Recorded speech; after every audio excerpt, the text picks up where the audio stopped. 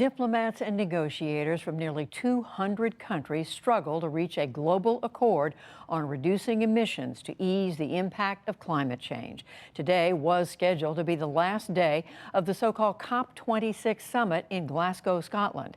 But word came this afternoon that deep disputes over financial aid, fossil fuels, and future commitments meant the talks would spill over into Saturday. Top officials said it was important to keep negotiations going. Frans Timmermans represents the European Union.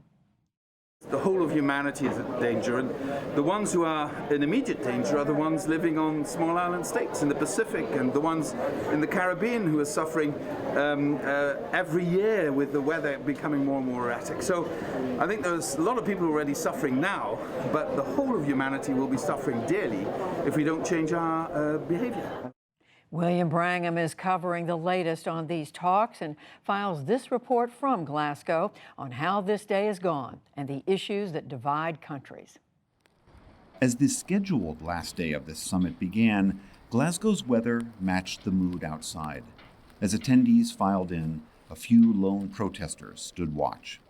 Tom Deacon came to encourage greater action, but he isn't hopeful. I'm 40 years old, and this has been going on since I was 8 years old, this process that is behind us. We're here at COP26. This is why I've got a banner that says how many COPs to arrest climate change. One should be the answer. We should not be here at COP26, and still it's failing. Inside the cavernous halls, negotiators worked all morning, wrangling over the precise wording for the conference's final joint statement. A draft version of that document, released early today, includes language urging countries to phase out the use of coal and questions the need for billions of dollars in subsidies to fossil fuel companies.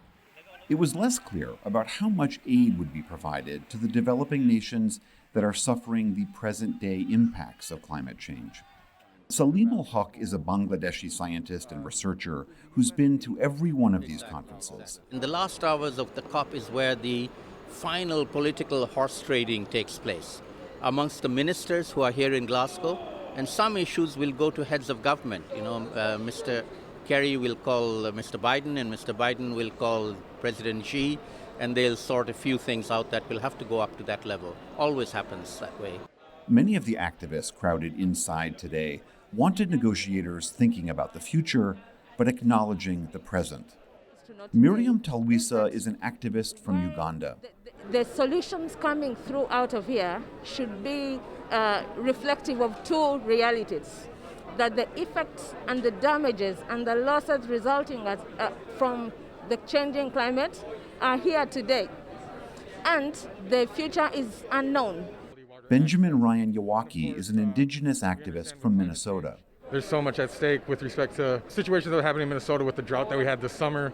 It was a historic drought. We had the heat dome, the closing of the Boundary Waters canoe area. And so all these things are coming to a head, and it's coming to our communities. At noon, a planned walkout began. Hundreds of civil society groups, NGOs, and activists from all over the world marched out of the conference hall en masse, all holding onto a long red ribbon.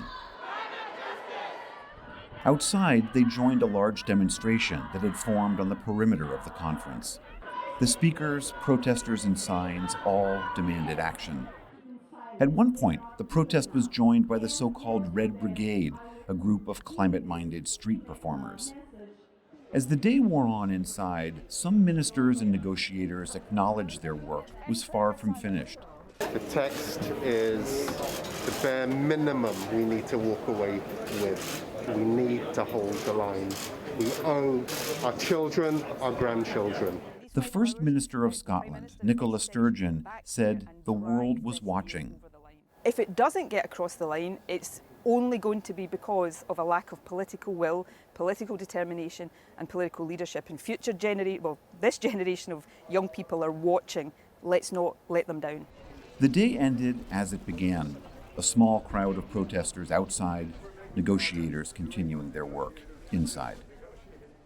And William joins me now. So hello again, William. And it looks as if these negotiations are going past the deadline.